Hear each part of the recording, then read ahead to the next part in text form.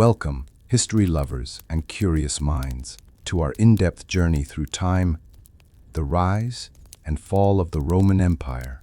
Thank you for joining us on this epic voyage, where we will uncover the fascinating story of Rome, from its humble beginnings as a tiny settlement on the banks of the Tiber River to its transformation into the greatest empire the ancient world had ever known, and finally, to its dramatic decline and fall. In this series, you'll meet legendary figures, ambitious kings, cunning generals, fearless gladiators, visionary reformers, and everyday Romans whose lives shaped the world as we know it. We'll explore the thrilling triumphs and crushing defeats, the dazzling cities and dark conspiracies, the culture, politics, wars, and intrigue that defined Rome for over 1,000 years.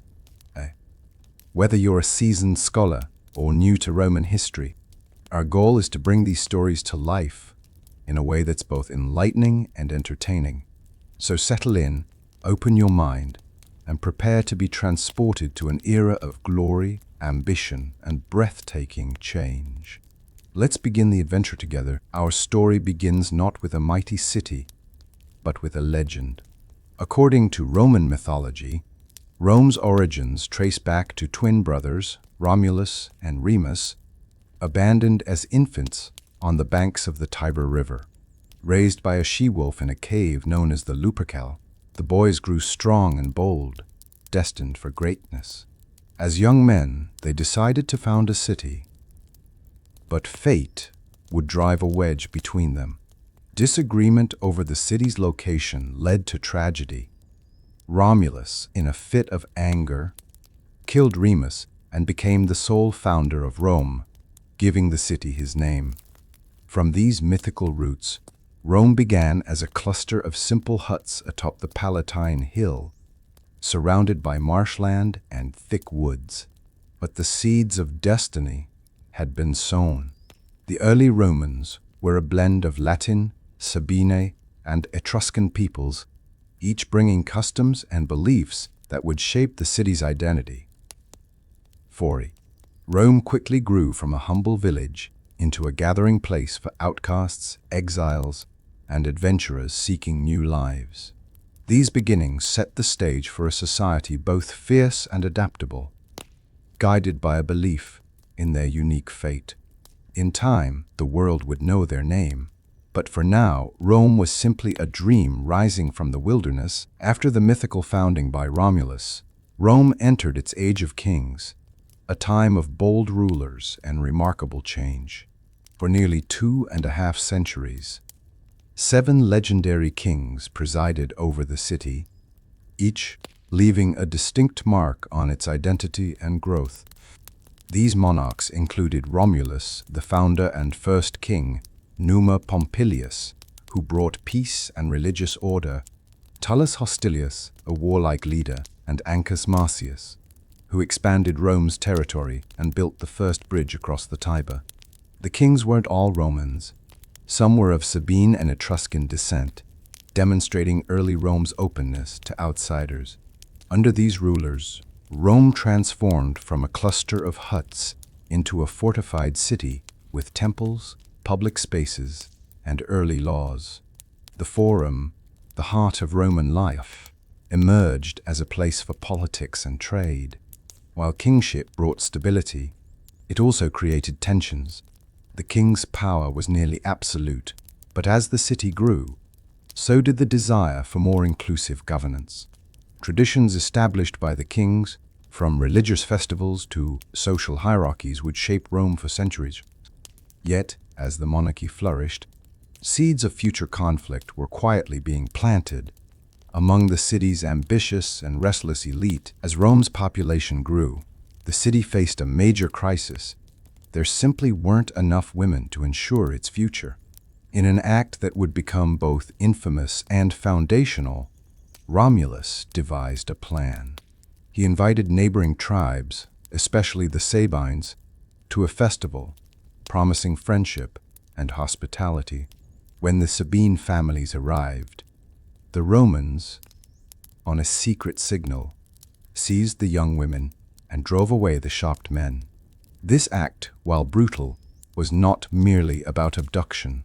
The Romans sought to forge a future through integration, and over time, the captured women became respected wives and mothers, bridging the gap between the two peoples. Yet, the Sabine men would not forgive the betrayal so easily. They rallied and returned to reclaim their daughters and sisters, leading to a fierce battle at the city's gates. In a moment of high drama, the Sabine women, now invested in both sides, threw themselves between the warring men, pleading for peace. Their courage and determination stopped the fighting and forced a compromise. Rome and the Sabines would unite, sharing power and faith. This union cemented Rome's reputation as a city born from both struggle and inclusion. Rome's last monarch, Lucius Tarquinius Superbus, Tarquin the Proud, was both ambitious and ruthless. An Etruscan by origin, Tarquin seized the throne through cunning and violence. Ruling with an iron fist, he expanded Rome's power, completed grand construction projects like the Great Temple of Jupiter, and waged successful wars. But his arrogance and disregard for Roman traditions bred deep resentment. Tarquin ruled without counsel, silencing rivals and ruling over a climate of fear. His family, especially his son Sextus, gained notoriety for their cruelty and abuse of power. The final blow came when Sextus Tarquinius committed a heinous crime against Lucretia, a noble Roman woman. Her subsequent suicide outraged the populace and lit the spark for revolution. The Roman people, led by Lucius Junius Brutus, rose in defiance. Rejecting the tyranny of kings, they drove Tarquin and his family into exile. The fall of Tarquin marked the end of the monarchy and the birth of a new era, the Roman Republic. The lesson was clear. Never again would a single man hold unchecked power in Rome. With the expulsion of the Tarquins, Rome stood at a crossroads. The citizens, vowing never to allow the rise of another king, established the Roman Republic, a government founded on the principles of shared power and checks against tyranny. 2 consuls were elected annually, each holding equal authority and serving as a balance to the other's ambitions. The Senate, a council of elders, gained real influence, and assemblies gave ordinary Romans a voice in the city's affairs. This new system wasn't without flaws. The patricians, Rome's aristocratic families, dominated the highest offices, while the plebeians, or commoners, struggled for political equality. But the Republic's founding ideals inspired generations. Liberty, duty, and civic participation became the Roman virtues.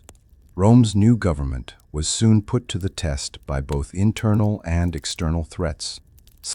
Neighboring cities saw Rome's instability as an opportunity, but the Romans rallied, defending their freedom with tenacity. In time, the Republic would grow stronger, learning from its mistakes and forging institutions that would last for centuries. The experiment in self-governance had begun. A bold new chapter in the saga of Rome. Rome's early republic was marked by a deep social divide between the patricians, who held nearly all political power, and the plebeians, the city's common people. As Rome's territory expanded and its military needs grew, plebeians began demanding a fairer share of rights and representation. This conflict, known as the Struggle of the Orders, lasted for over 2 centuries and transformed Roman society. The plebeians first withdrew from the city in protest, refusing to fight in Rome's wars until their voices were heard. This led to the creation of the office of the tribune, officials elected solely by plebeians to protect their interests. Through a series of dramatic confrontations, strikes, and negotiations, plebeians gained access to high office, the right to marry patricians, and, eventually, the power to enact laws binding on all Romans. These hard-won victories didn't erase all inequalities, but they set important precedents for civic rights and paved the way for future reforms. The struggle of the orders showed that Rome's strength lay not in unity imposed from above, but in the constant, sometimes messy, negotiation between different groups. The seeds of a more inclusive and adaptable republic were sown among the legendary figures of Rome.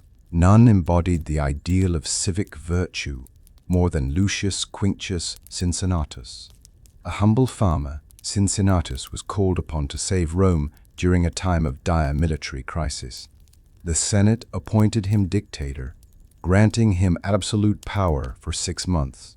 Without hesitation, Cincinnatus left his plow, donned the toga of leadership, and rallied the Roman legions. Under his command, the Romans swiftly defeated their enemies and restored peace to the city. Remarkably, after just 16 days, Cincinnatus resigned his dictatorship and returned to his farm, refusing to be tempted by the allure of continued power.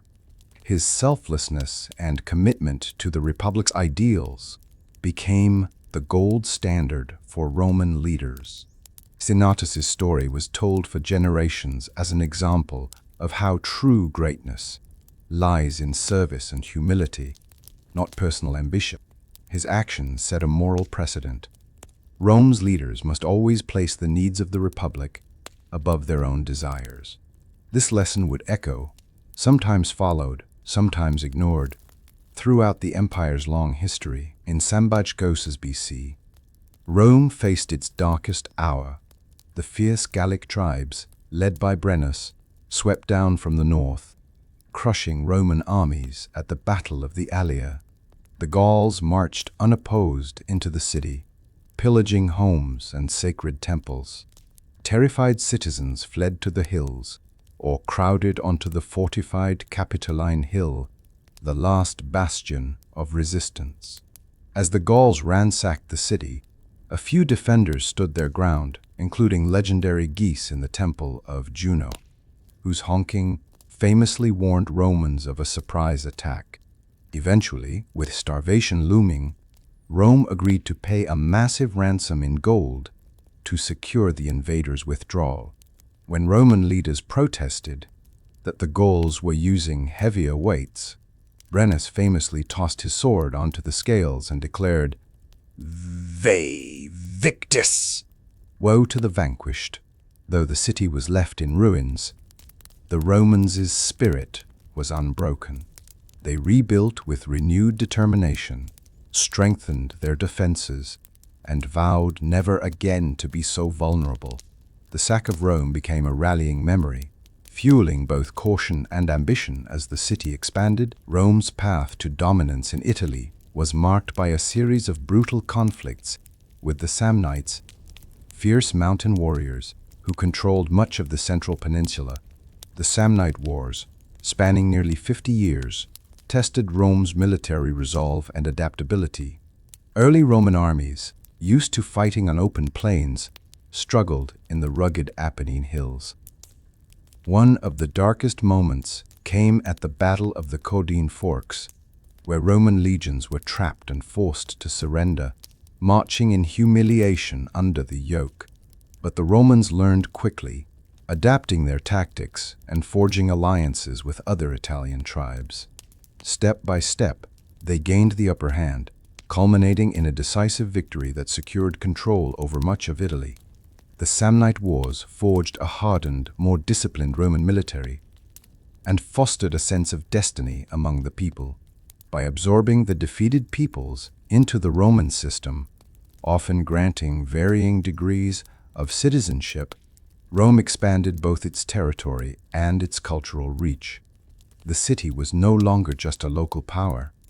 It was now the rising master of Italy. As Rome extended its reach across Italy, it drew the attention of the Greek cities in the south, particularly Tarentum. The Tarentines, feeling threatened, called on Pyrrhus, king of Epirus, a brilliant general and kinsman of Alexander the Great. Pyrrhus arrived with a formidable army and even elephants. creatures never before seen in Roman battle. The ensuing wars were fierce and bloody. Pyrrhus defeated the Romans at Heraclea and Asculum, but his victories came at such terrible cost that he famously declared, "Another such victory, and we are undone." The Romans, undaunted by losses, kept returning to the field with fresh armies. Eventually, Pyrrhus's resources and allies were exhausted, forcing him to withdraw from Italy. These Pyrrhic victories became legendary, symbolizing the dangers of costly triumphs. For Rome, the wars proved its resilience and relentless spirit. By absorbing the Greek cities, Rome gained new wealth, knowledge, and cultural influences that would shape its identity for centuries to come, while Rome solidified its power across Italy. Another great city-state was rising on the opposite shore of the Mediterranean, Carthage. Founded by Phoenician traders, Carthage grew into a wealthy maritime power, controlling vast trade networks and colonies stretching across North Africa, Sicily, and Spain. The Carthaginians were renowned sailors and shrewd merchants, their navy ruling the seas and their wealth dazzling all who visited their bustling ports. Relations between Rome and Carthage began cordially, with treaties recognizing each other's spheres of influence. But as Rome's ambitions grew, so did tensions. The two powers eyed each other warily, each determined to secure dominance over the lucrative Mediterranean trade routes and strategic islands like Sicily. The rise of Carthage forced Rome to look outward, beyond the Italian peninsula. Never before had Rome faced a rival so wealthy, so far-reaching, and so different in culture. As the stage was set for a clash of titans, both cities embarked on rapid military preparations. Rome, previously a land-based power, began building a navy from scratch to challenge Carthaginian supremacy at sea. The competition between these two mighty states would soon explode into open conflict.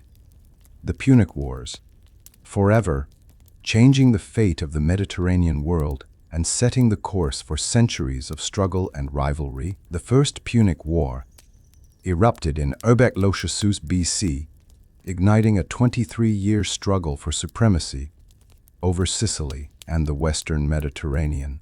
At first, Rome had little experience with naval warfare, iping penser, tussere por sphinx, while Carthage possessed one of the greatest fleets in the ancient world.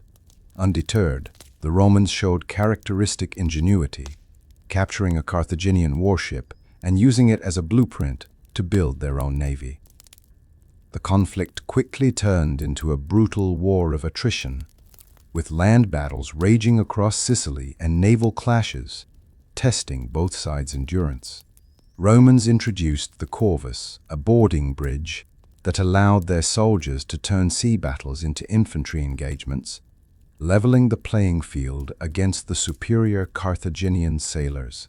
The war dragged on, exhausting both sides. Famous Roman commanders like Regulus landed in Africa, hoping to strike directly at Carthage, but were ultimately defeated. Over time, Rome's persistence and adaptability began to tell. The final decisive battle at the Aegates Islands ended with a crushing Roman victory, forcing Carthage to sue for peace. The First Punic War marked Rome's arrival as a Mediterranean power.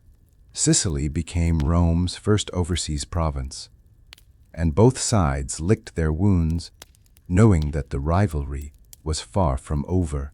For Rome, the experience proved that determination and innovation could overcome even the greatest of odds. After the humiliation of the First Punic War, Carthage sought revenge. The brilliant young general Hannibal Barca emerged as Rome's greatest enemy.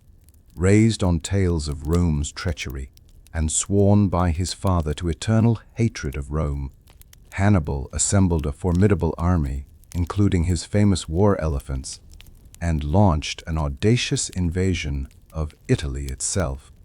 In Urbek Ishabad BC, Hannibal famously led his forces across the Alps, braving treacherous mountain passes and losing many men and beasts to the elements. Yet, he arrived in Italy with an army still formidable enough to strike terror into the heart of Rome. Hannibal's mastery of tactics and psychology allowed him to outmaneuver and outfight the Romans at every turn. Battles at the Trebia, Lake Trasimene, and, most famously, Cannae, saw entire Roman armies destroyed. Italian allies defected, and panic gripped the city. For years, Hannibal ravaged the Italian countryside, always out of reach, always a step ahead. Yet, he lacked the resources to besiege Rome itself, and the Romans, refusing to negotiate, adopted a strategy of attrition, wearing down Hannibal's strength. Hannibal's campaign became the stuff of legend, a tale of daring and near-miraculous endurance. Though he would never capture Rome, his invasion reshaped the balance of power and revealed both the vulnerabilities and stubborn resilience of the Roman Republic. The Battle of Cannae, fought in Urbek Ishabad BC, stands as one of the most devastating defeats in Roman military history and a masterpiece of tactical genius. Facing a much larger Roman army, Hannibal drew the legions into a carefully prepared trap. Using his outnumbered troops as bait, he allowed the Roman center to advance, then enveloped their flanks with his seasoned cavalry and elite African infantry. What followed was a massacre over Wuzer's-Ling. Romans were killed or captured in a single day. The shock reverberated through Italy. Allies deserted Rome, and the city itself braced for destruction. Panic reigned, but Rome refused to surrender. The Senate, led by figures like Fabius Maximus, urged endurance and caution rather than rash action. New armies were raised, and the population steeled itself for a long and bitter struggle. Cannae became the textbook example of encirclement in warfare, studied for centuries by generals and strategists. Hannibal's inability to capture Rome afterward owed more to his lack of siege equipment and reinforcements than any failure on the battlefield. For the Romans, Cannae was a lesson in humility, but also in resilience. They would not break, no matter the losses. This dark day proved both the vulnerability and the indomitable will of Rome, shaping the Republic's military reforms and strategies for generations to come. Once, while Hannibal's army raged through Italy, a new Roman hero emerged, Publius Cornelius Scipio, later known as Scipio Africanus. Ambitious and visionary, Scipio saw that defeating Carthage required more than stubborn defense. It required taking the war to enemy soil. He first secured victory in Spain, breaking Carthaginian supply lines and winning over crucial allies. Then, with Senate approval, Scipio boldly invaded North Africa, forcing Carthage to recall Hannibal. At the plains of Zama in Urbek-Lingar BC, Scipio and Hannibal met in a final, decisive showdown. This time, Scipio's cavalry outmaneuvered the Carthaginians, and Rome achieved a stunning victory. Hannibal was defeated at last, and Carthage was forced to surrender, losing its empire and fleet. The Second Punic War ended with Rome as the unchallenged master of the Western Mediterranean. Scipio was hailed as a savior, and Carthage, though spared destruction for now, was left humbled and weakened. Rome imposed harsh terms, massive reparations, territorial loss, and a ban on waging war without Roman approval. The rise of Scipio and the defeat of Carthage marked a turning point. Rome was no longer just a regional power, but an empire, in all but name, poised to dominate the Mediterranean world for centuries. Fresh from their victory over Carthage, Rome set its sights eastward toward the wealthy and ancient kingdoms of Greece, Macedonia, and Asia Minor. The lure of riches, glory, and prestige called Roman generals and politicians to lands once ruled by Alexander the Great. Initially, Rome intervened to protect its allies from ambitious Macedonian kings, but ambition soon replaced caution. A series of campaigns brought Roman armies into direct conflict with Philip V of Macedon and later with Antiochus III of the Seleucid Empire. The Romans won decisive victories at Cynocephalae and Magnesia, showcasing their tactical superiority and military discipline. With each triumph, more territories fell under Roman influence, some as direct provinces, others as dependent client kingdoms. Yet, Rome's conquest was not merely military. Legions returned home laden with Greek art, literature, and ideas, sparking a cultural transformation in Roman society. Senators began to quote Greek philosophers, build lavish villas, and patronize Greek tutors for their children. Rome's stern traditions mingled with the sophistication of the East, reshaping everything from politics to poetry.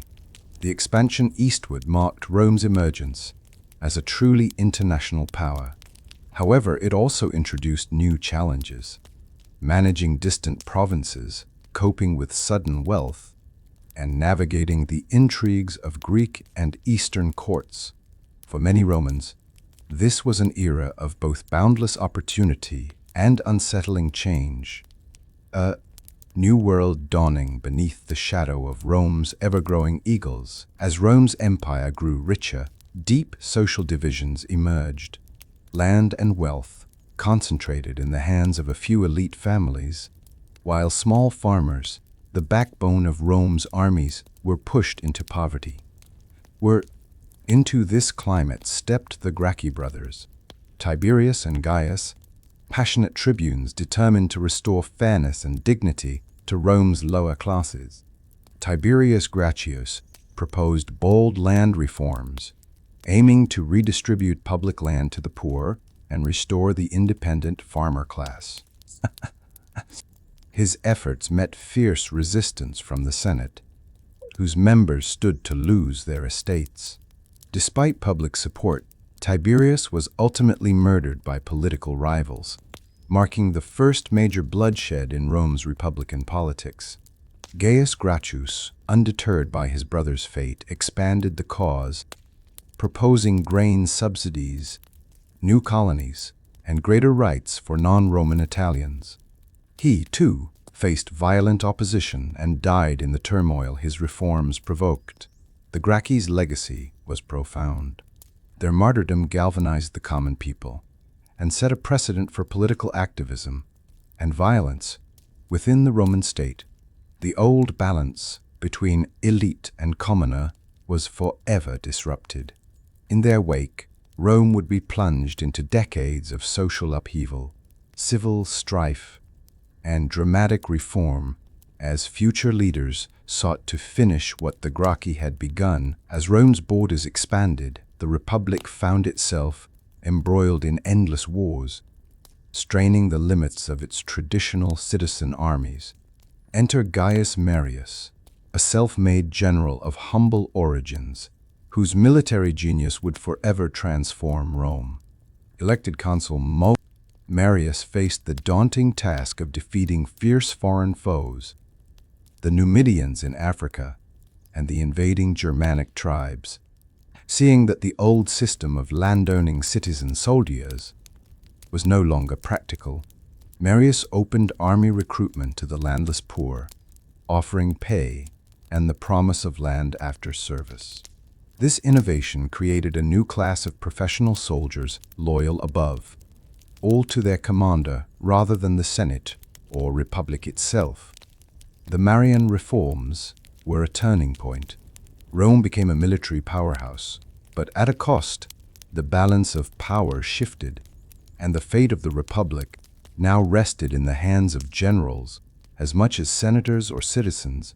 The seeds of civil strife, sown by the Marian reforms, soon bore bitter fruit. Lucius Cornelius Sulla, a patrician general and rival of Marius, rose to power during a time of intense political and military crisis. When the Senate tried to strip him of command in favor of Marius, Sulla made an unprecedented move. He marched his loyal legions on Rome itself, breaking the sacred tradition that no Roman army should enter the city under arms. Yet Sulla shocked the world by eventually resigning his dictatorship and retiring to private life, a gesture intended to restore the old republic. However, the damage was done. Rome had learned that power could be seized by force, and that the republic's rules could be bent or broken. The stage was set for further turmoil, as future leaders remembered Sulla's bloody example in the midst of Rome's internal chaos. Another crisis erupted from below, the most famous slave uprising in ancient history, led by Spartacus, a Thracian gladiator forced to fight for entertainment. Spartacus turned on his captors and escaped, rallying thousands of slaves and gladiators to his cause. What began as a desperate bid for freedom became a full-scale rebellion, shaking the very foundations of the Republic. Spartacus and his army roamed Italy for 2 years, defeating Roman legions sent against them and inspiring fear among Rome's elite. Their struggle captured the imagination of the oppressed and the admiration of many who heard their tale. Rome's inability to suppress the rebellion exposed weaknesses in the state and further undermined confidence in the Senate's authority. Ultimately, the Senate entrusted Marcus Licinius Crassus with command. He pursued Spartacus with relentless discipline, finally cornering and crushing the revolt in a brutal final battle. The aftermath was grim. Thousands of captured slaves were crucified along the Appian Way as a warning to all who might rise against Rome. The revolt of Spartacus was a stark reminder of Rome's reliance on slave labor and the simmering unrest beneath its glittering surface. The courage and desperation of the slaves would echo through history.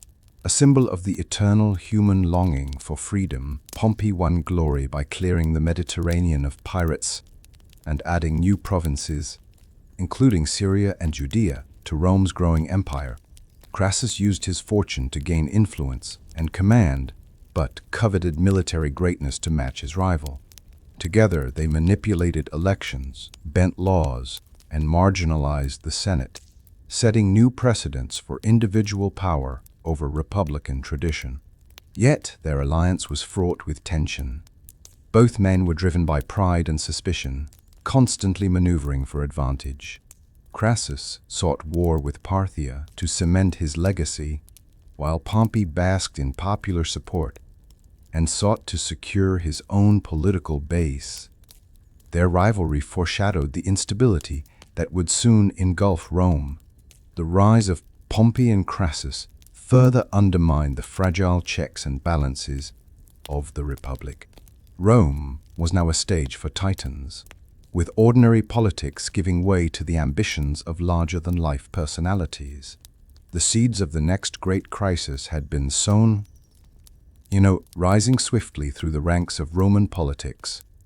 Julius Caesar was a master of charm, rhetoric, and military brilliance.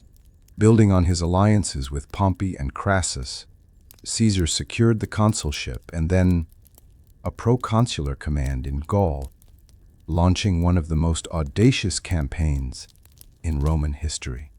For nearly a decade, Caesar led his legions through the wilds of Gaul, defeating fierce tribes, crossing rivers, and even making 2 brief forays into Britain. His accounts of these campaigns, the Commentarii de Bello Gallico, made him a hero in Rome and a household name across the Republic. His soldiers adored him, and his rivals grew increasingly wary of his growing power. Caesar's victories brought vast wealth and new territories to Rome, but also upset the delicate balance of power back home. Senators feared his popularity, and the loyalty of his battle-hardened troops. Meanwhile, the alliance with Pompey and Crassus unraveled.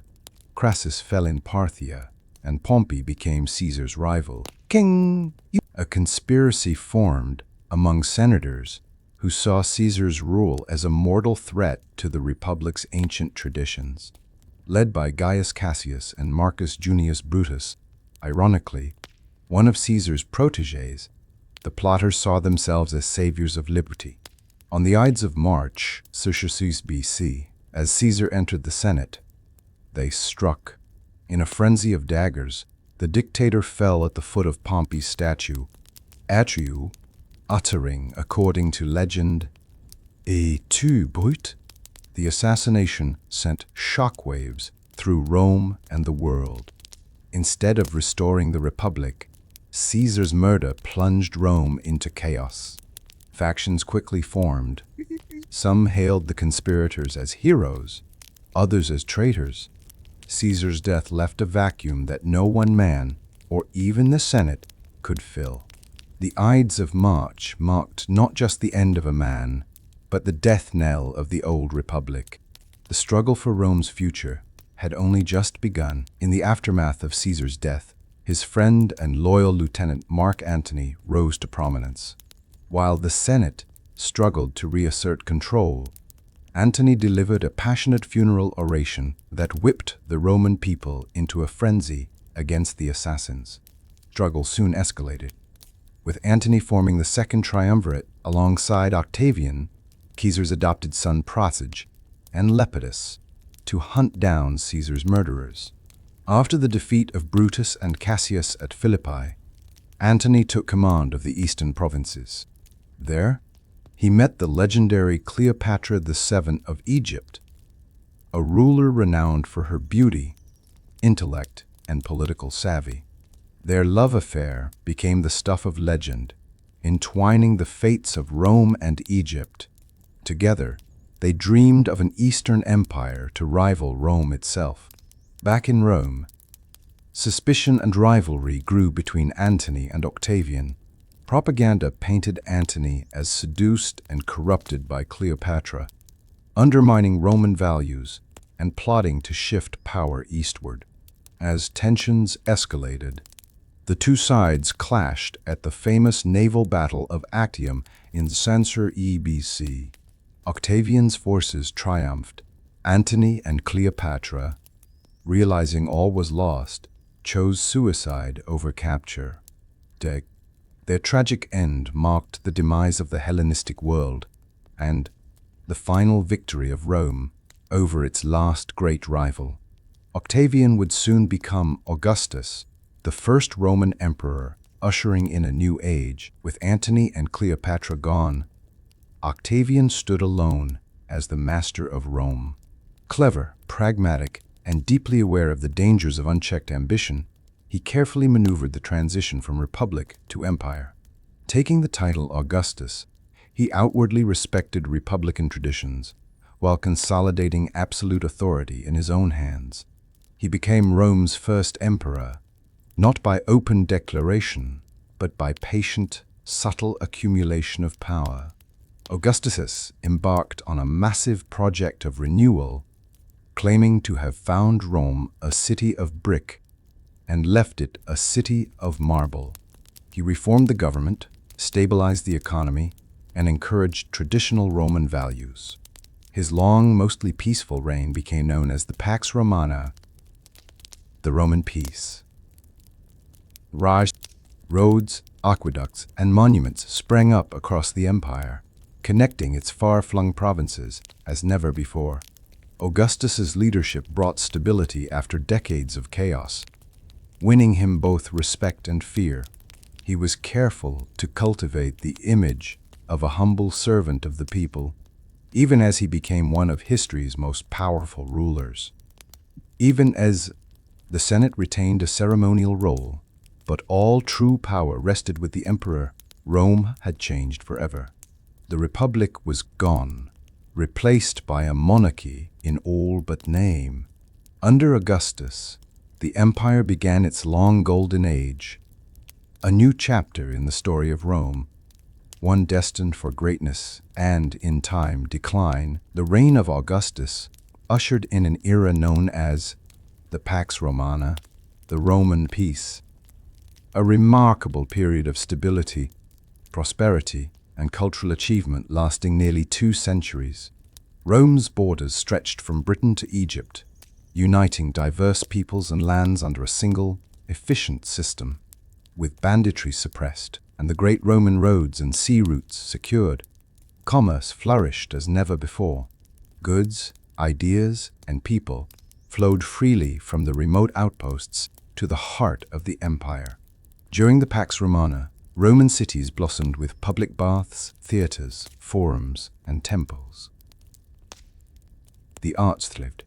Poets like Virgil and Ovid penned masterpieces, and engineers raised wonders like the Pantheon and Colosseum. Provincial governors, chosen for merit rather than birth, helped spread Roman law and order, bringing a sense of shared civilization to millions.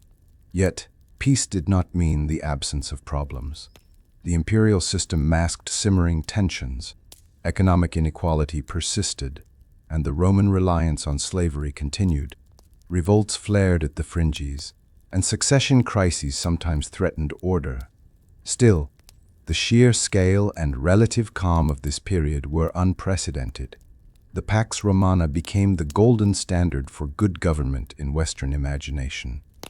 A time when Rome, for all its flaws, seemed to have mastered the art of rule. Its legacy would endure long after the empire itself faded, inspiring rulers and dreamers throughout the ages. Among Rome's emperors, none is more infamous than Nero. Ascending to power as a teenager, Nero initially showed promise, supporting the arts and athletic games. But as his reign progressed, his rule became increasingly erratic and cruel. The defining moment of his rule came in AD Luxorcis, when a catastrophic fire swept through Rome, destroying large swathes of the city and leaving thousands homeless. 8. Rumors quickly spread that Nero himself had started the blaze to clear land for a grand new palace, the opulent Domus Aurea. Nero's reputation for extravagance and disregard for tradition did little to quiet suspicions. In response, he sought to deflect blame by accusing the small, unpopular Christian community, initiating brutal persecutions that would echo through history. The fire's aftermath was a study in contrasts. While Nero rebuilt Rome with wide streets and stone buildings, aiming for safety and grandeur, his reign descended into paranoia and tyranny. He executed rivals, trusted advisors, and even members of his own family. Eventually, Rome's patience wore thin. Rebellion broke out, and Nero fled the city, dying by suicide, the last of Augustus's bloodline. Nero's rule left a legacy of chaos and caution. His excesses and the trauma of the Great Fire revealed both the vulnerabilities and the resilience of Rome. Future emperors would struggle to strike a balance between power and responsibility. Learning from the cautionary tale of Nero, Vespasian was not of noble birth. He rose through the ranks based on merit, pragmatism, and a deep understanding of Rome's military and administrative needs. When he ascended the throne, he focused on restoring order and rebuilding the empire's depleted coffers. He implemented new taxes, reorganized the army, and emphasized public works, including initiating the construction of the Grand Flavian Amphitheater, better known as the Colosseum.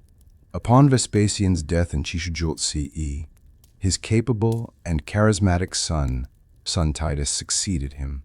Though Titus reigned for only 2 years, his leadership during natural disasters, including the eruption of Mount Vesuvius and a devastating fire in Rome, earned him public admiration. He completed the Colosseum and inaugurated it with days of gladiatorial games, reinforcing the dynasty's dedication to the people. Domitian, Titus's younger brother, followed as emperor. Domitian ruled with autocratic efficiency, strengthening the economy, fortifying the empire's borders, and initiating cultural revival. However, his growing paranoia and authoritarian methods alienated the Senate. In Joselup CE, he was assassinated, ending the Flavian line. The reign of Emperor Trajan marked the apex of Roman power and expansion. Coming from a respected provincial family, Trajan was beloved by both the army and the people for his modesty, generosity, and military prowess. Under his leadership, Rome achieved its greatest territorial extent, stretching from Britain to the Persian Gulf. Trajan's most famous campaign was against the Dacians, whose gold mines enriched the imperial treasury. His victories are immortalized on Trajan's column in Rome, depicting legions crossing rivers and storming fortresses. With these spoils, Trajan embarked on massive building projects: roads, bridges, aqueducts, markets, and the Grand Forum of Trajan, making Rome the envy of the world. Trajan's policy of Optimus Princeps, the best ruler, emphasized welfare for citizens and respect for the Senate. Though he wielded ultimate, he extended citizenship, funded public works, and maintained a stable, professional military. Under Trajan, trade and culture flourished, and the empire enjoyed a rare balance of order and ambition. Yet, the rapid expansion also planted seeds of strain. Defending far-flung borders would prove increasingly difficult, and cracks began to show in the vast imperial system. But for one shining moment, Rome stood at the pinnacle of glory, its emperor celebrated as a model of virtue and success. After the era of conquest, Rome faced the monumental task of defending its immense frontiers. Emperor Hadrian, successor to Trajan, recognized that maintaining Rome's vast empire required consolidation, not endless expansion. One of his most enduring legacies was the construction of Hadrian's Wall across the wild northern frontier of Britain, a monumental stone barrier marking the limits of Roman ambition. Hadrian traveled more widely than any previous emperor, inspecting provinces, reforming administration, and overseeing defenses. His policies emphasized peace through strength, fortifying frontiers, reorganizing legions, and integrating local elites into imperial governance. The wall itself, stretching over Tisser's miles, became a symbol of Roman ingenuity and the challenges of holding such diverse lands. Life along the borders was a blend of cultures. Roman soldiers mingled with local Britons, traders, and settlers. The frontier became a melting pot of ideas and traditions, free Asians, while also a stage for constant tension with tribes beyond the walls. Hadrian's approach reflected a new phase in Rome's story, no longer endlessly growing, but learning to manage and defend what had been won. His reign was marked by stability, artistic patronage, and a realistic view of imperial limits, laying the groundwork for Rome's survival in the centuries to come. Zalian, the death of Emperor Marcus Aurelius, marked the end of Rome's golden age and the beginning of a slow, perilous decline. His son, Commodus, inherited an empire strong in name but already showing cracks beneath the surface. Unlike his father, Commodus was more interested in self-indulgence than governance, preferring the spectacle of the arena to the discipline of the court. Commodus fancied himself a gladiator, often fighting in staged combats and demanding the adoration of the masses. He lavished funds on games and pageantry, while neglecting the pressing issues of empire, rampant corruption, border insecurity. The Senate, once a respected institution, was increasingly sidelined and intimidated as Commodus surrounded himself with favorites and sycophants. Discontent simmered in the provinces. Military officers grew restless as discipline slipped and pay lagged. At home, Rome suffered from famine, fires, and growing disillusionment. Eventually, conspirators within his own household, including his mistress and closest advisors, orchestrated Commodus's assassination. Ending his chaotic reign, the rule of Commodus symbolized a shift in imperial priorities, from wise leadership to vanity and spectacle. It marked the end of the Pax Romana and the start of a long era of instability. Rome's invincibility, once taken for granted, was now in question. The seeds of crisis, sown over generations, began to bear bitter fruit. Barbarian tribes breached the frontiers, sacking cities and ravaging farmlands. Plague swept across the empire, decimating the population and further weakening the economy. Coins were debased, prices soared, and the once thriving trade networks crumbled under the strain. The loyalty of legions was up for sale, and generals raised armies to seize power, often ruling only briefly before being assassinated. Amid the turmoil, regions like Gaul and the East broke away, forming their own empires in defiance of Rome. Local leaders, faced with absent or ineffectual central authority, took control to protect their people. The imperial capital was racked by riots and desperate reforms, none able to stop the bleeding for long. Despite these calamities, the Roman spirit endured. Eventually, strong emperors like Aurelian and Diocletian would restore unity, but the scars of the crisis were deep and lasting. The experience shattered the old illusion of Rome's eternal stability and forced the empire to reinvent itself in the face of new and ever-changing threats. The chaos of the 3rd century demanded bold solutions. Diocletian, a tough and visionary soldier emperor, rose from humble origins to save the empire from ruin. Recognizing that Rome was too vast for any single ruler to manage, he introduced the tetrarchy, dividing the empire into 4 parts, each governed by an emperor or Caesar. This new system aimed to ensure stability, quicker responses to threats, and smoother transitions of power. Diocletian's reforms went further. He reorganized the provinces, strengthened the army, and launched a crackdown on corruption. Determined to control runaway inflation, he issued the edict on maximum prices, though enforcement proved difficult. He also demanded strict adherence to traditional Roman religion, leading to the last and most severe persecutions of Christians.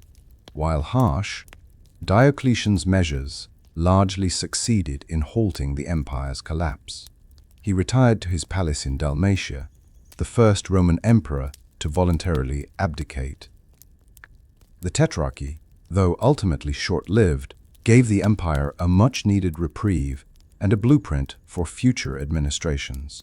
Diocletian's reign marked the beginning of Rome's transformation.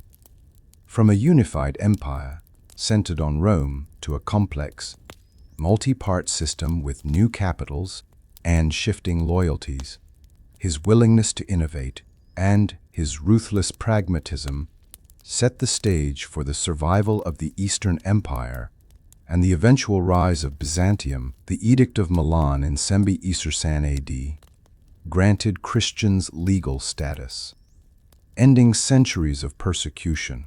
Churches sprang up across the empire, and Christian leaders became influential advisors at court.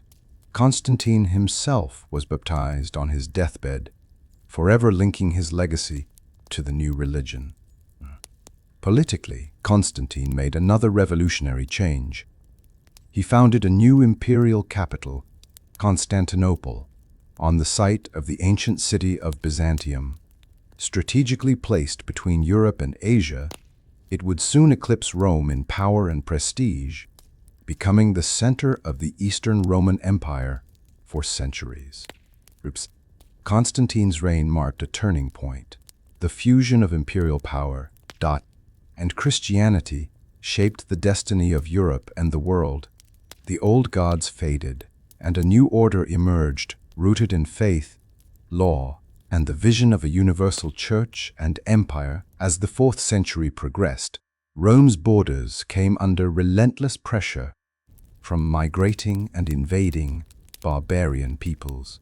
Climate change, population shifts, and the westward movement of fierce tribes, Goths, Vandals, Huns, and others, sent shockwaves through the provinces.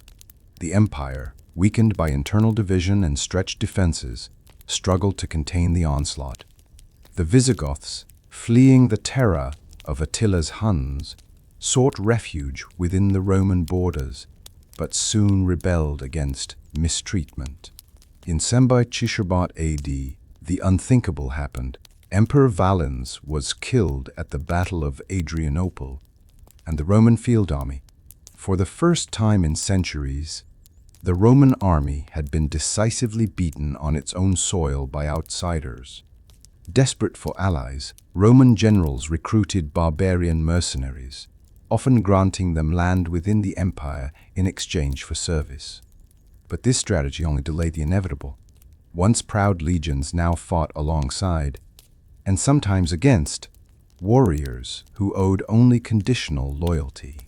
The barbarian invasions marked the beginning of the end for the Western Roman Empire. Entire regions slipped from Roman control, cities were sacked, and the imperial treasury drained.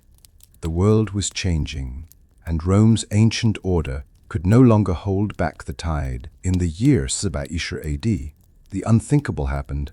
The Eternal City itself fell to a foreign invader for the first time in nearly 8 centuries.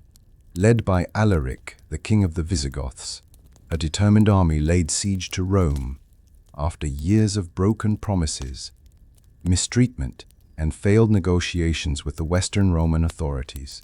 The city, once the center of a world-spanning empire, now trembled with fear and disbelief. For 3 desperate days, the Visigoths poured through the city's gates, plundering treasures, smashing monuments, and terrifying the citizens. Some sought sanctuary in churches, believing the new Christian faith might offer protection. Others fled or hid, as the city's ancient streets echoed with chaos and sorrow. Although Alaric had instructed his troops to spare the great basilicas and avoid unnecessary bloodshed, the psychological impact of the sack was profound.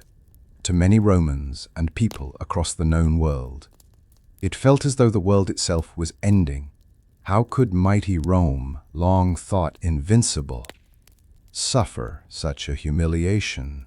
The sack became a symbol of the West's decline, a signal that the old order was breaking down and that new powers were on the rise. The empire would limp on for decades, but the memory of Sembicisher haunted generations, a turning point marking the end of an age. As the Western Empire struggled to recover from the sack of Rome, a new and even more terrifying threat loomed on the horizon. Attila the Hun. Nicknamed the Scourge of God, Attila led his ferocious horsemen from the steppes of Central Asia, ravaging lands from the Black Sea to the very heart of Gaul and Italy. His armies moved with shocking speed, devastating everything in their path.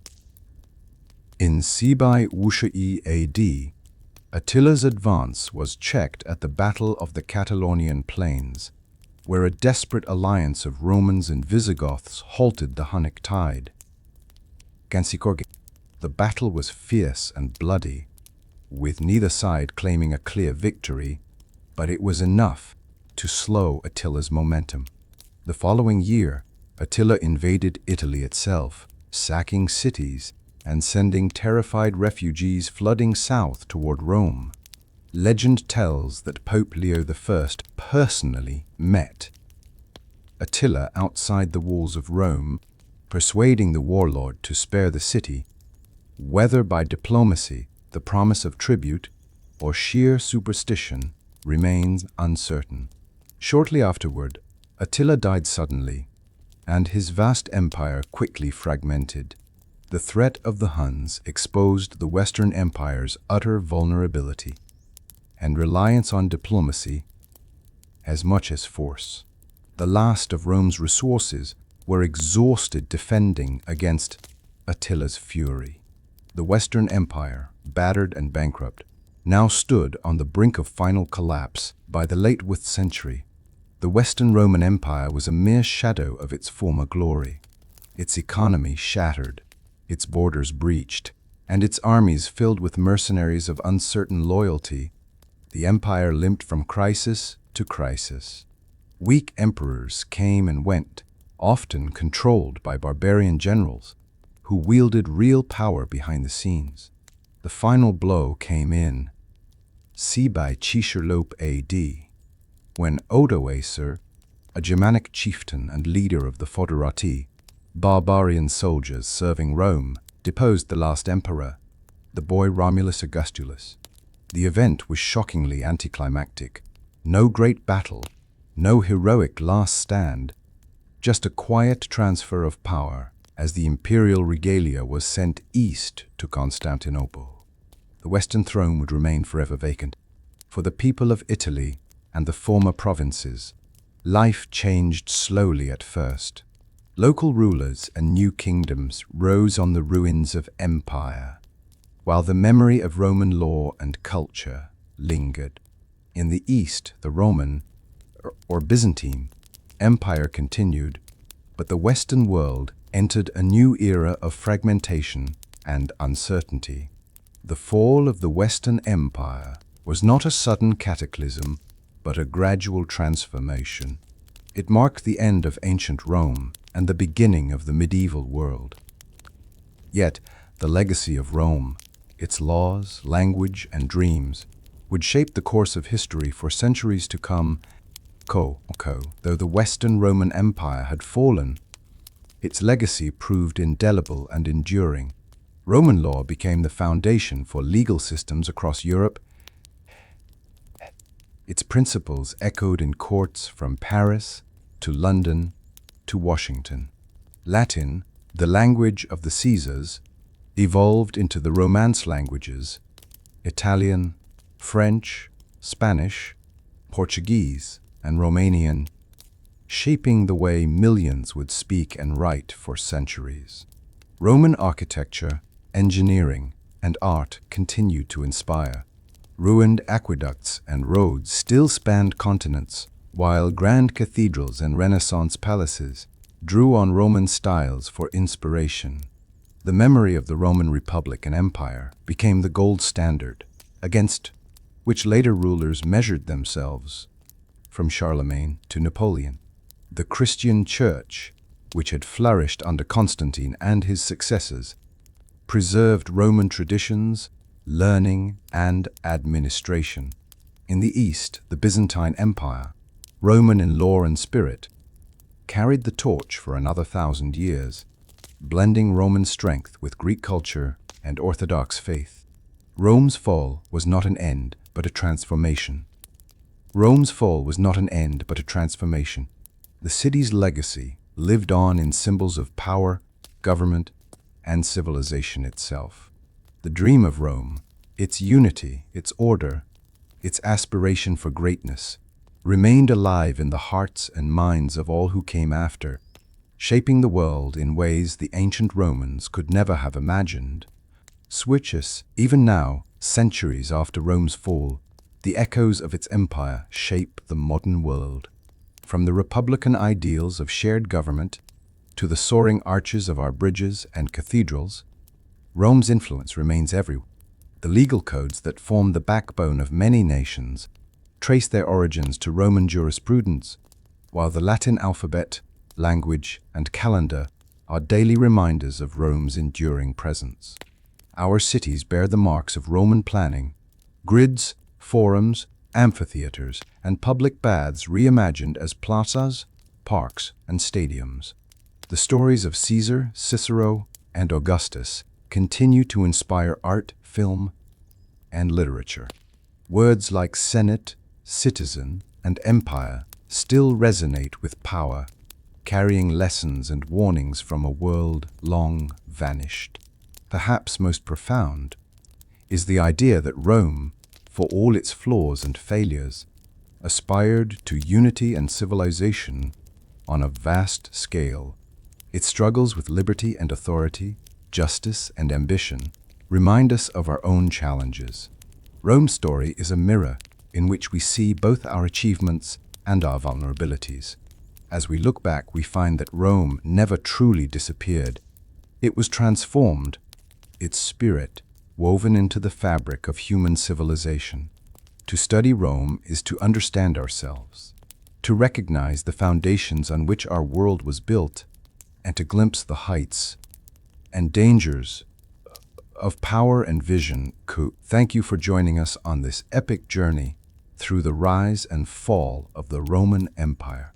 As we've seen, the story of Rome is more than a collection of battles, emperors, and monuments. It's a powerful reflection of humanity's greatest ambitions and deepest challenges. From its mythical origins and heroic age to the dazzling heights of empire and the heartbreak of decline, Rome's story continues to inspire, caution, and captivate. As you reflect on the people and events that shaped this incredible civilization, remember that the echoes of Rome still surround us in our laws, our languages, our architecture, and even in our dreams of what a society can achieve. The struggles of Rome between freedom and order, innovation and tradition, strength and compassion, are the very struggles we face in our own world. As history is not just the story of the past, it is a guide for the present and a beacon for the future. We hope this exploration has sparked your curiosity and deepened your understanding of the enduring legacy of Rome. Until our next adventure together, thank you for watching, and may the spirit of discovery always guide your path.